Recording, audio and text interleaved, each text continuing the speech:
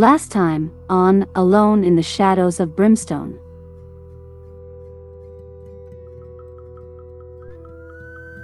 The battle against the hungry dead was a brutal affair. The blacksmith was killed and I was knocked unconscious. After I recovered, I could sense that something wasn't right. I knew deep inside that I'd developed some sort of permanent psychological condition, but I kept this from the others, at least for the moment. All of us could sense that something, some sort of evil presence, was attempting to exit the lost city and move out into the countryside, and we instinctively knew that we had to try to stop it. Hello everyone, this is Keith from the Solo Gamers Club, and welcome to my channel. This is episode 5 of our campaign playthrough of Alone in the Shadows of Brimstone.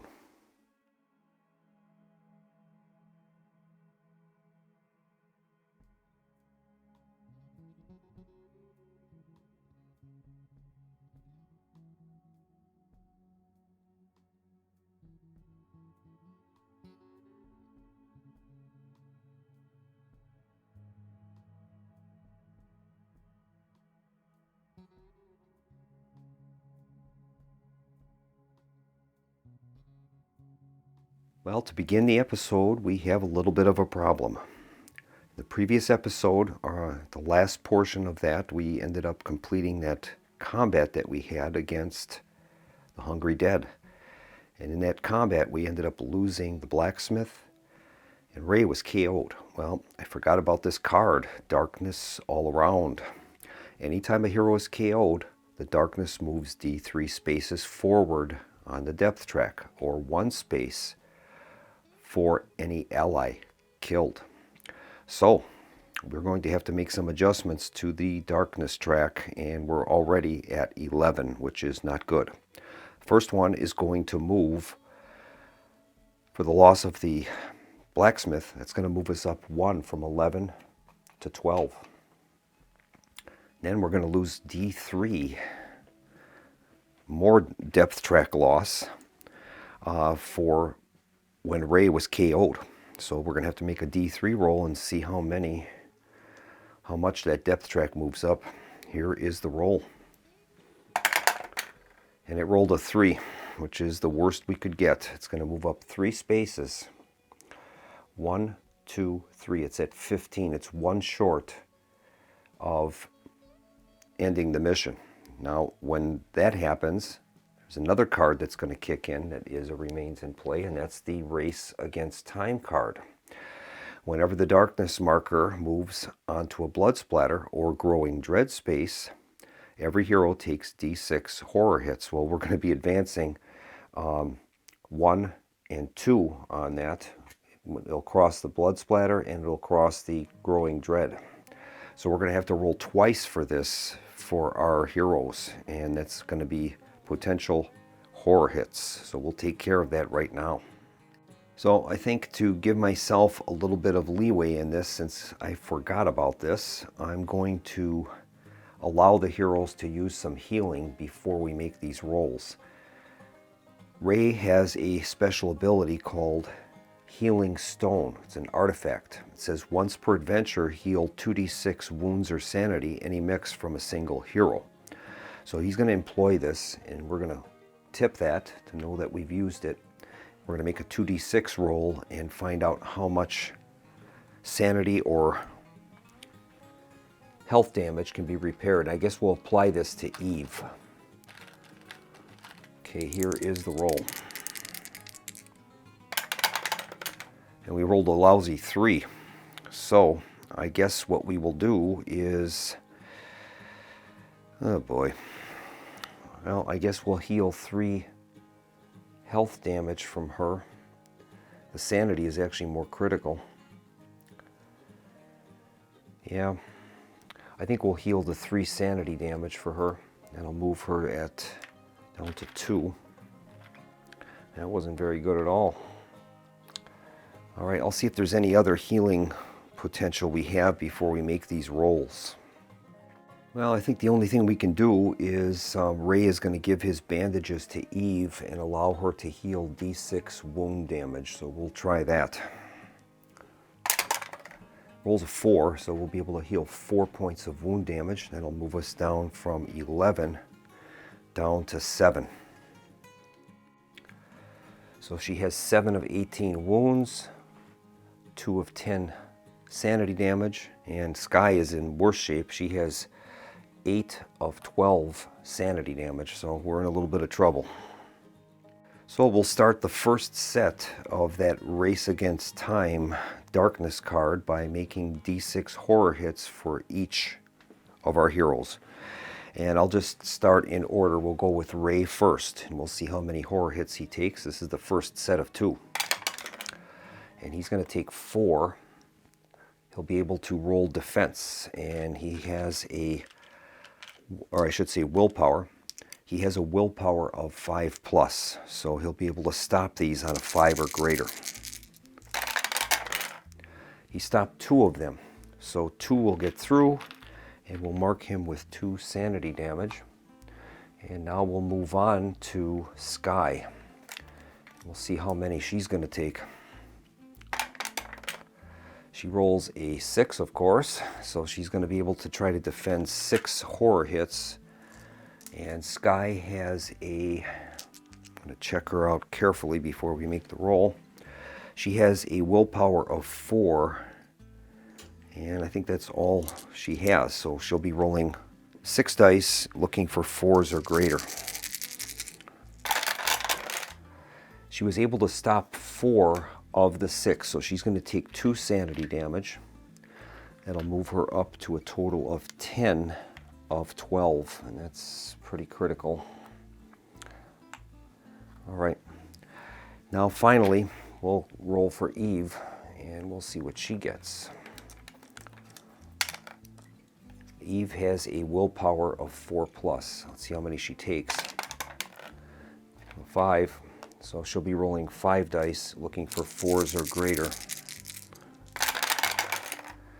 She stopped only 1, so she's going to take a total of 4 sanity damage. That'll move her up to a total of 6. This is not good. All right, that's the first set. Now we have to do the one for the Growing Dread, and that'll all be repeated again. We'll start with Ray, see how many he takes. He takes 3. So he'll be rolling 3 on willpower, which is 5 or greater. He doesn't stop any of them. That's going to move him up to a total of 5 sanity damage out of 8. Okay, now the roll for Sky. She's at 10 of 12 currently. Here's the roll. And she's going to take 6 sanity damage. Here we go. Oh boy. All right, here is the roll. She has a willpower of 4+. She managed to stop only 2 of them. 4 are going to get through, and that's going to KO her. So we'll mark her with a total of 12 sanity. That's her maximum, and Sky is KO'd. And now we'll check for Eve. Oh, those remains in play darkness cards are a killer, and I had no way to try to mitigate those, unfortunately. Okay, here's Eve's roll. And she's going to take 3 horror hits, and she'll defend with 4+. She stopped 1. 2 of them are going to get through, and that's going to move her up to a sanity damage level of 8 of 10. We're in really severe shape, as you can see. That's going to take care of all of those remains in play darkness cards, at least. And now we've got to take care of the KO'd Sky. So she's going to be able to right herself. She'll stand up, and she's going to be able to heal a total of 2d6 combination of health or sanity damage, and then she's going to have to roll in the madness chart, unfortunately. So we'll make the roll, see how much she can heal. She healed 11 out of her 12, so that's great in that respect. So Eve is down to 1 sanity damage. But now she's going to have to roll on the madness chart. So she's going to make a 2d6 roll, and we'll see what the madness is that she picked up. Okay, here is the roll. She rolled a 7, and that's open to the void. You feel the ebb and flow of the void energy all around you, seeping into your mind and clawing at your deepest fears. You no longer get a willpower save to prevent corruption hits. All right, I'm going to mark that accordingly on her card, and we'll have to decide what we want to do here. Well, these are the realities that we have to deal with. We're one short, one missed hold back the darkness roll of the evil escaping from this lost city. And we're already in the middle section. We need 8s or better. So I don't think that that's really a viable possibility that we're going to be able to find another clue token, defeat those creatures that are in there, and not fail a darkness, hold back the darkness roll. So I think the best thing we can do is probably flee the mine, and we'll just take our lumps rather than making it even worse. So I suppose that is what we're going to do. I'm going to clean this up, and then the posse will return back to their temporary campsite, and we'll resolve the failure for the mission. All right, so the posse has returned to their temporary encampment near the entrance to the city, and we'll have to find out the effects of us failing this mission. The mission is completed, so each hero is going to gain an additional D6 points of healing. So we'll take care of that right now. We'll start out with Ray. We'll make a roll for him. He's going to heal 1, so that means he's going to gain 1 sanity back. That'll move him at 4 of 8 sanity. We'll make the roll for Sky. She rolls a 1. That's enough to get rid of the sanity damage she has. And finally, the roll for Eve. She rolls a 5, so I guess we'll get rid of 5 sanity damage for her. That's her most critical of the 2 stats. That leaves her with 3 sanity damage and 7 wounds. Now we're going to see what the effects of failing this mission were. What really killed us, I think, was the lack of us being able to find those clue tokens quickly enough, and that darkness marker just ran up the chart, and that really put a damper on what we were doing. All right, failure. It says each hero permanently loses 1 sanity due to the undefeated dark influences that occupy the ancient city. All right, so everybody is going to permanently lose 1 sanity. That'll move him down to 7. Sky goes down to 11. And Eve goes down to 9. All right, those are permanent reductions. And it also says, in addition, each hero must make a sanity check by rolling a d20. If the roll is equal to or less than the hero's current sanity level minus sanity damage, their mind overpowers the evil. If the sanity check is failed, the hero must roll on the madness table and gain the indicated madness, as the infernal power of the ancient rituals that were performed here long ago have corrupted their minds. All right. Well, we'll begin with Ray. This isn't going to be good. He's got a total sanity of 7, minus 4 is a 3. So that is his available sanity level. So we're going to have to take a d20, and he needs to roll a 1, 2, or 3 on this to pass it. It says equal to or less than. 7 minus 4 is 3. Yeah, so it's a 3 or less is what we need. Otherwise, he's going to gain another madness. Here's the roll. Rolled a 12. So Ray is going to gain an additional madness, and we'll roll for that right now. All right, Ray already has It's Coming for you. So we'll make this roll and see what happens. It says if you get a madness that you already have, use the next result above it on the chart, the lower number. Okay, here's the roll. He rolls a 5, and that's it's coming for you. So we're going to have to be getting the next lowest one, and that's the itching. Your skin burns and itches as you scratch it feverishly. Why isn't anyone else scratching? At the start of each turn, you take 1 hit as you claw at your skin. All right, we'll mark him with the itching. All right, next up is Sky. She has a current sanity level of 11 with no damage, so she needs to roll an 11 or less on a d20 to pass this, and I hope she does. She rolls a 15. That's a failure. She'll be making a roll on the madness chart. She currently has the Open the Void madness, so she'll be rolling 2d6. Here we go.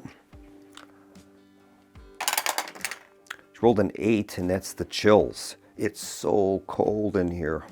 It feels like you are freezing on the inside. When scavenging, ignore the first 6 you roll on the scavenge test. Well, I guess that could have been worse, so we'll mark her with the chills.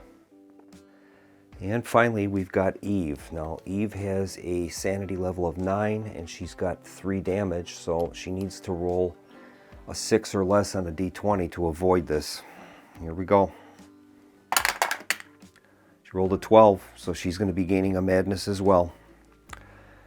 And we'll find out what it is. Currently, she has no madness. Here's the roll. She rolls an 8, and that's the chills. So we'll mark her with the chills.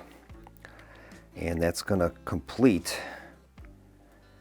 the failure conditions of the mission. Well, that was absolutely as bad as it could have gotten. So now we're going to divide up our XP and our cash that we were able to find on the adventure. All right, well, we finished the mission with a total of 640 XP. So we're going to divide that up equally amongst the 3 heroes. So we're going to give 215 to Ray, 215 to Sky, and 210 to Eve. That's how we'll break that down. Now, as for the cash, we've got a total of $950. So we'll divide up that cash. It's going to be 320 for Eve, 315 for Ray, and 315 for Sky. And finally, we have to check for corruption from the Darkstone. We have 2 Darkstone for Ray and 2 for Eve. And we need to roll a 1, 2, or 3. We're roll d6. And for every 1, 2, or 3, the hero is going to take a corruption hit from the dark influences. So Ray will be rolling 2 dice, and we'll see if he takes any corruption from that. 1, 2, or 3. And of course, he rolled a 1 and a 3, so he's going to take 2 corruption, and he'll be able to mitigate that with his willpower ability. So we'll have him roll 2 dice, and his willpower is only a 5+, unfortunately. So we'll see what happens. Here is the roll. And he failed both, so he's going to take 2 corruption, and we will add 2 corruption to Ray. So we'll place 2 corruption on Ray. Next up will be the test for Eve. See if she gets a 1, 2, or 3 on any of these. She has 1, so we're going to have to make her roll 1 willpower against that corruption. Eve's willpower is a 4. Here's the roll. She rolled a 6, so she was able to pass that. She takes no corruption points. And that is going to end the end of the adventure. We're going to move back now to the campaign map. So we're back at the campaign map. Posse is currently located at Mount LaPointe, and we have to decide what we're going to do. We're in some bad shape psychologically, so we definitely need some healing at a doctor's office or from a shaman somewhere. Well, the closest town to us is Seraphin, and either direction we go from here, it's going to be over rough terrain. So I think we're going to take the lesser of the 2 evils. and we'll make a move towards Seraphin on our overland travel. Alright, so we're at the overland travel board and we're moving towards Seraphin. Our first step was to select our travel path, which we did. We're going to be on an orange trail with rough terrain. We'll have to select a guide, and based upon our health of our party, it looks like Sky is probably going to be the guide for this round of travel, and both Ray and Eve will move behind in the posse box. Alright, Sky is going to select our travel pace, and well, we still have quite a bit of wound damage on Eve in that, and I'm contemplating whether we should move at a cautious pace.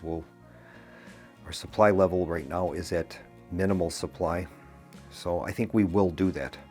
So I'm going to select a cautious pace. It's going to give us a +1 to the travel hazard roll. Supply rolls will be -1 though, however. Alright, so we're going to move at a cautious pace and we'll make our supply check. This is going to be at a -1. 2 minus 1 is 1, so we failed that. That's going to move us down now to the next level, meaning short supply, moving us to a D4.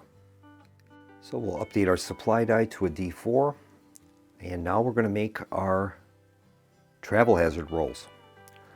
And we'll see what happens. We're going to roll a D8. We're going to gain a +1 for being mounted and a +1 for traveling at a cautious pace, so we'll be adding 2 to the result. Here's the roll. 2 and 2 is 4, so we've rolled a 4 total, and a 4 on the orange path is 2 hazards with an asterisk. The asterisk says we have to check for a mount injury. See pace table. Mount injuries will occur on a D20 roll of 1 or 2.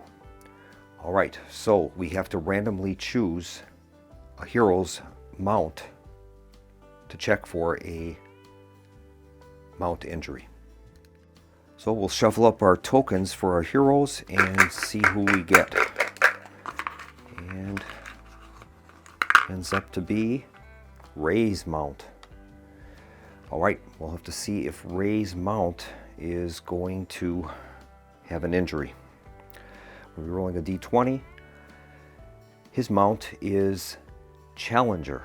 Challenger has the aware trait, so that's nothing that's going to help in this roll. So we're going to roll the D20, and on a roll of 1 or 2, his mount will have broken its leg and we'll have to put it down and will be unmounted. Okay, here is the roll.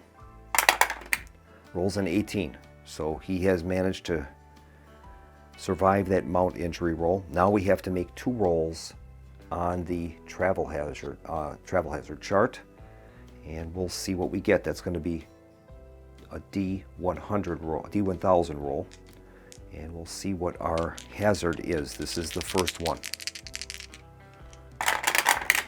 The result is 831, so we'll read hazard 831. Hazard 831 is revealed to be Ritual Sacrifice. The posse comes across a gathering of people around a large fire. They are dressed in strange masks and are wearing crimson-colored robes. They have built a makeshift altar of stones. They begin chanting in an unworldly language and start sacrificing small animals in the fire, calling on a god called Dagon. Each hero must make a combined lore and spirit 5+ test. If you pass, the ritual is disturbing, but it has no lasting effects on your mind. If you fail, the sickening ritual scars your mind, permanently lose 1 sanity, and take D6 horror hits from this gruesome ceremony. Oh boy. Alright. So we'll have to make a combined spirit and lore test. We'll begin with Ray. He has a spirit of 3 and a lore of 3. His Mole's Foot amulet adds +1 to his spirit, so he'll be rolling a total of 7 dice for this test. So for Ray to pass this, he needs at least 1 single 5 or better result with 7 dice. Here is the roll. And he did it. He was able to pass it, so he will suffer no lasting effects. We'll move on now to Sky. Sky has a spirit of 2 and a lore of 3. She gains +1 spirit for her locket, so she'll be rolling a total of 6 dice for the test. So we'll have her roll 6 dice and see if she can pass this. Okay, here is the roll. She needs a 5 or better. I hope she gets it. She did it, no problems. We have 2 6s and 2 5s. Finally, we've got Eve. Eve has a spirit of 3 and a lore of 5, so she'll be rolling a total of 8 dice for the test. That should be pretty good. So she'll roll a total of 8 dice. And we're looking for a 5 or better. And she did it, but barely. She has 1 6. That was too close for comfort. Now we'll make our second hazard roll for the day. That time we rolled 0, 7, 8. The result is 78. We'll see what we get in the hazard book. Hazard 708 is Dimensional Vortex. At first, it looks like heat waves rising from the desert sand. But as you get closer, you discover that these are not heat waves, but dimensional vortex. The guide is bombarded by a massive wave of dimensional energy, taking D6 hits from the unusual gamma rays spewing forth from the vortex. All right, our guide is Sky. So Sky is going to take a total of D6 hits, and she'll be able to mitigate those with a defense roll. Let's find out how many she takes. And she's going to take 3. So she'll be able to roll 3 dice, and her defense roll is a 5 or greater only. So here is the roll. She stopped one of them, so 2 are going to get through, and Sky's going to take a total of 2 wounds. We'll mark her accordingly. That's going to end all of our hazard rolls. Now we'll move on to our heal abilities and tokens. Now during overland travel, we're able to heal 1 wound or sanity damage each day if the result of the die is an even dice roll. So we'll make a roll for each hero and see if they can heal 1 point just by natural means. We'll start out with Ray. It's odd. Okay, so no healing for Ray. We'll move on to Sky. Her result is also odd. Nothing there. And finally, Eve.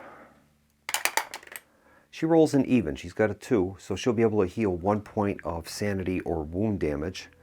And, well, her sanity damage is probably the most sensitive, so we'll heal a sanity damage from her. And that is going to complete our overland travel. We'll go back to the campaign map, and we're going to be arriving in the town of Seraphon. So the posse has finally arrived back into civilization, and they reach Seraphon. Now we're going to have to roll that town up. We haven't been there yet. And we'll see what the characteristics of the rail town of Seraphon are. So our posse has arrived in the rail town of Seraphon. We've determined that Seraphon is a small town. It's got 4 locations to visit: a saloon, gambling hall, mutant quarter, and street market. The rail town has some special abilities that will apply. Fresh supplies at the start of every day in town. Each hero may draw a gear card that is a special deal they find offered by a street vendor. This card may be purchased by the hero for the listed value plus $100. Treat no listed value as 0. If not purchased, discard the gear. Hustle and bustle. Draw 2 daily event cards each day while in town. And finally, rail travel. That allows us to travel from any rail town to any other rail town on the campaign map at a cost of $40, and it also insulates us from travel hazards. Incidentally, when we ended the adventure in that lost city, I forgot to award us our starting grit after we made our D6 rolls for healing. So each character got a grit, and Eve gets an extra grit at the start of every adventure. So that's what we have right now. So let's consult our Brimstone Atlas and read a little bit about the town of Seraphon. Seraphon is a rail town near the center of the county. The town's claim to fame is that it recently became the headquarters of the industrialist and president of the Atlantica Pacifico Rail Line, Wilford F. Peabody. Peabody is the quintessential rail baron, and he is cut from the same cloth as the likes of the robber barons Cornelius Vanderbilt and Jay Gould.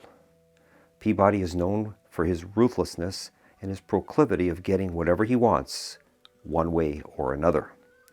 All right, let's have a closer look at Wilford F. Peabody.